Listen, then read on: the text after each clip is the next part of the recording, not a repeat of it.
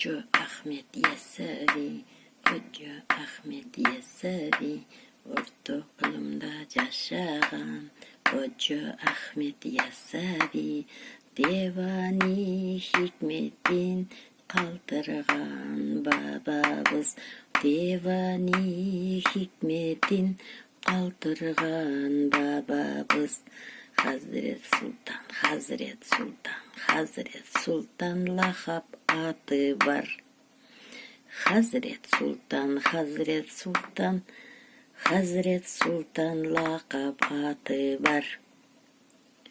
Kul Koca Ahmet Yesevi, Kul Koca Ahmet Yesevi, Kul Koca Ahmet Yesevi, Kul Koca Ahmet Yesevi, Divani hikmeti, divani hikmeti, divani hikmeti, divani hikmet.